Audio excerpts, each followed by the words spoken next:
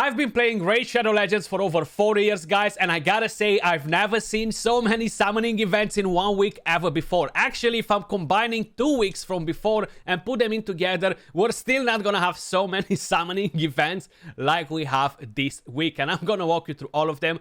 I do wanna mention, we're not obligated to participate in any of them, okay? So if we want to participate in them, it's fine. If we don't want to participate, again, it's going to be fine. I do feel that, in a way, psychologically, they're kind of like trying to get to the people like, participate, waste your shards, because I feel like the majority of people will basically have a few shards saved up, 2, 3, 5 sacreds, 10 ancients, 10 voids, or whatever, and you're going to see the events and you're going to be like, well, heck to this. I'm going to open my shards and try my luck. I only have 5.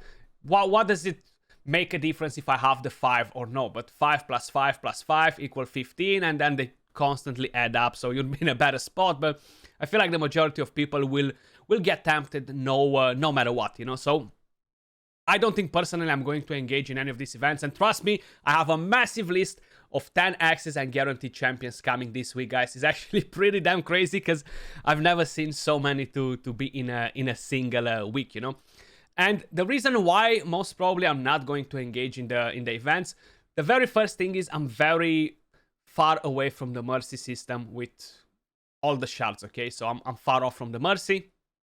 Then on top of it, I'm convinced that this week they will announce another fusion. Now I don't know if that fusion will be good or no, but you know what? I'm gonna wait and see. I don't have many shards anyway, how you can see as well, but basically you probably noticed that we have a new summon rush starting tomorrow, and this seems to be kind of like the new normal. During the week, we're gonna have a summon rush. They always tend to be the most popular summoning events for the people because you are able to get some extra goodies from here. Now I'm not sure what sort of what sort of reward, you're gonna get from the summon rush, but I guess we're gonna find out tomorrow. We do have the Path of Vengeance that started, and I guess this is what it means.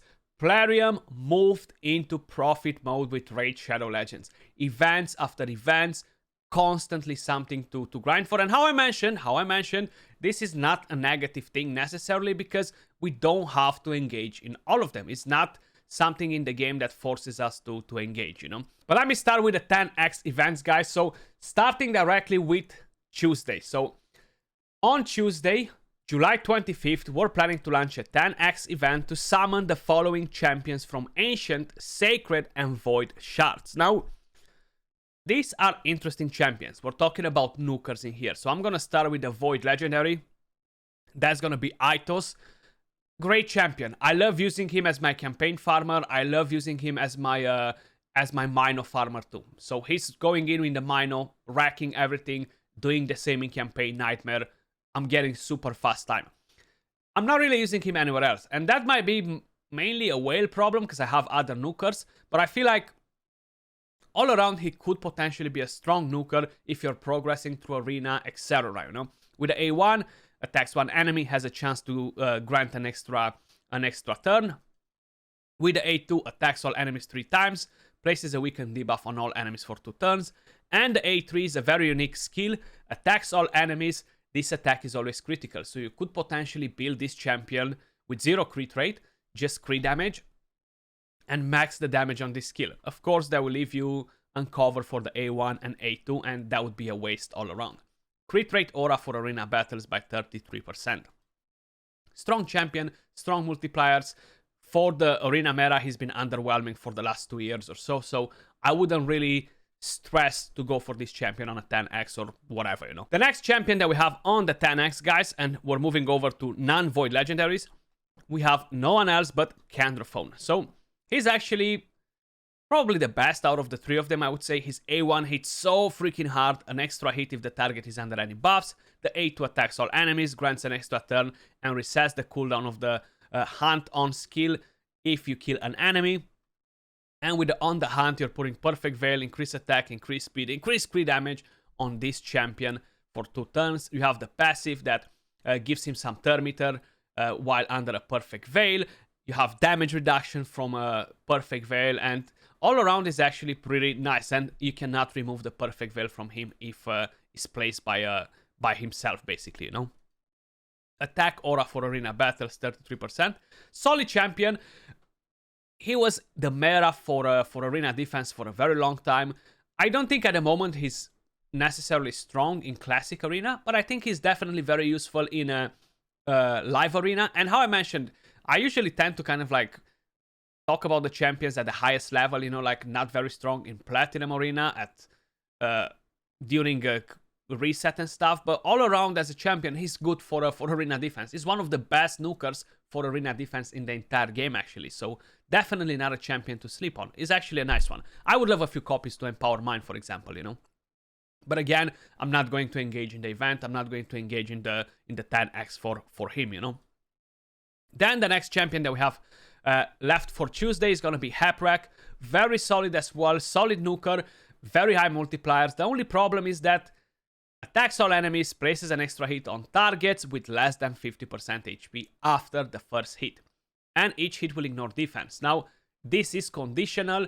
It's not very likely to get a double hit at a very high-end arena. But for live arena and other content, progression and stuff like this is actually great for arena. Super nice to build him on a stone skin set and just bait enemies to kill a different target. And with his passive, will actually activate his A2 and deal tons of damage. So it's actually a lot of fun. I actually rebuilt mine recently, planning to use him a bit in live arena. Even though I know in Gold 2 I have no chance of using him because the opponents are just so strong in there, the teams, the champions that they have their builds. But you know what? I'll try to use him just for fun at some point later on. And he buffs increased attack and increased crit rate on the champion, then grants an extra turn. With the A1, attacks one enemy, places an extra hit if the attack is critical. Again, this is conditional. You might hit on reaction directly, and that can put you in a bad spot. Moving over to Wednesday, guys. So Wednesday, July 26th, they're planning to launch a 10x event to summon the following champions from Ancient, Sacred, and Void Shards. So let me start with the non-voids since I'm already on the faction. 10x on Duchess Lilitu. Now this is something that I would be very, very tempted. I'm not going to lie, I am tempted to open my shards, whatever I have available, but what keeps me away from it is knowing that I'm far away from the Mercy. I would love another Duchess to allow me to empower my main one to +4. Is a massive difference on stats, you know. But she's one of the strongest revivers in the entire game. Is an absolute massive carry, a massive powerhouse, one of the top 3 best champions in the entire game. Speed aura for all battles, damage reduction from AoE attacks, revives all dead allies with Veil and continuous heal, 70% HP. Then you have block debuffs, increased attack, perfect Veil, attacks one enemy 2 times, you're getting a bit of a shield. So she's an absolute monster.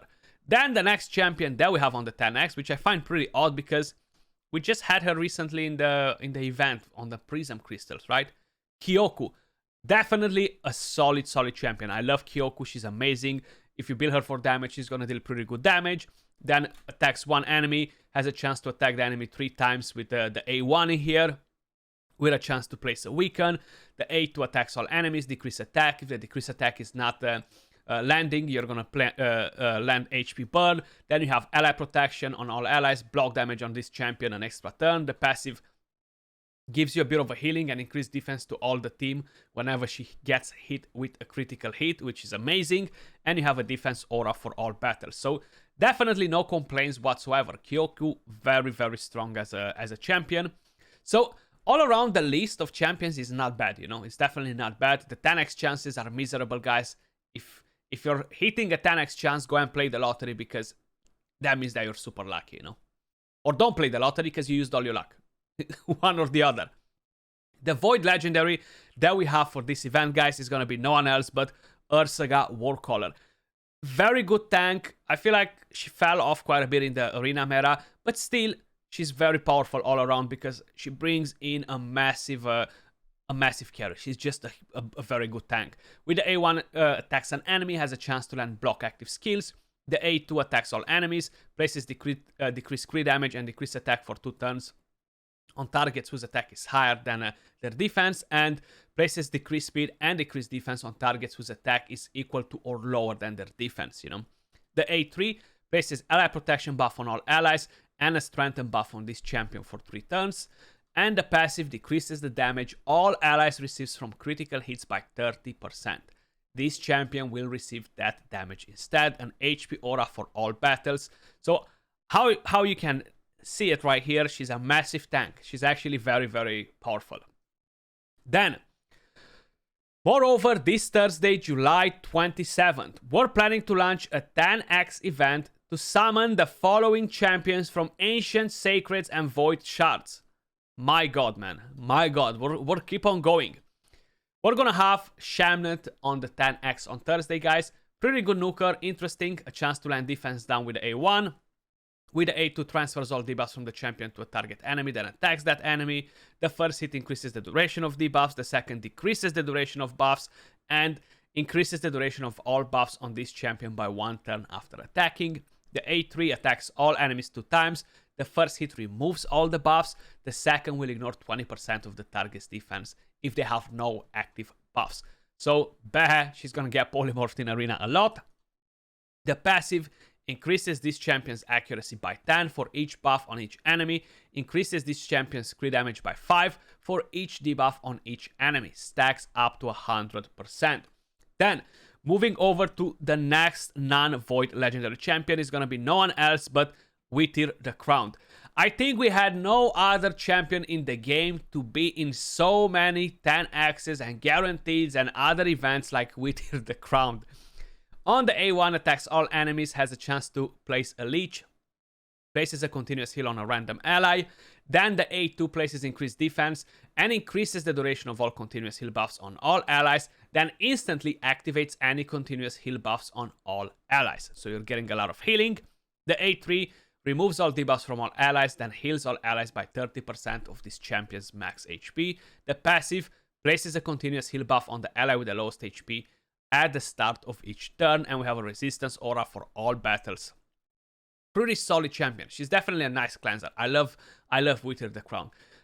She actually made me purchase Sacred Shards to get the guaranteed Whittier. And it felt bad to buy Sacred Shards. It's just feeling awful. Then, the next champion that we have, which is the Void Legendary, she was guaranteed before, and that is Raiho Bone Spear. Absolutely amazing. Great for the Sand Devil's Necropolis. Great for a lot of places, actually. With the A1, attacks an enemy, places a continuous heal buff on the ally with the lowest HP. With the A2, places a stun on a target enemy. HP burn, decrease defense, weaken, decrease attack, decrease crit rate, then attacks the target. Lots of debuffs. She was the first champion to bring in so many debuffs on a target. Then the A3 removes all debuffs, places block debuffs, and heals all allies on a 3-turn cooldown. Very nice. The passive, when receiving any debuffs, instantly transfers them from this champion to the attacker. And you have an attack aura in faction creeps by 42%. These are all the 10x events that we have, guys. So simultaneously with this, on Tuesday, July 25th, they're putting a guaranteed event for Ancient Shards. So you're gonna get an epic champion from 40 Ancient Shards. And we're talking about Wyrannen the Silken. So she is the epic reviver from the Sylvan Watcher. Is she worth it 40 Ancient Shards? Only if you don't have Knot. Okay, he's actually solid as a reviver, and I wouldn't bother to open 40 ancients for this epic if I have that rare, you know? She's great, but all around, the rare is gonna do the job to revive you in Faction Wars, and that's where you're gonna use her. She's not great anywhere else but Faction Wars. A chance to land decrease attack, fills the thermometer of all allies, increase speed, and then you have a revive a dead ally with thermometer, and you have speed aura for faction creeps. So 40 Ancient Shards to get her. And this event will be on for 36 hours. Then, on Wednesday, July 26th, summon Void Shards to get this champion as guaranteed from 30 Void Shards. So if you open 30 Void Shards, you're going to be able to get White Dryad Nia as guaranteed. Great champion. Decrease speed AoE, then removes all debuffs from a target ally, heals them by 40% of their max HP, and then decreases the cooldown of all of the target skills by 2 turns. which is pretty nice. And then you have ally protection and the small version of strengthen on all allies on a 3-turn cooldown, which is very, very good for an epic champion. And right here, an interesting passive too. So these are all the summoning events, guys. I know probably you lost track because I named so many champions and I talked about so many different days. Let me know your thoughts in the comments down below. Are you going to engage with any of these events? That was all for this video. Much love, appreciate every single one of you guys watching, and I'll catch you all soon in the next video. Peace.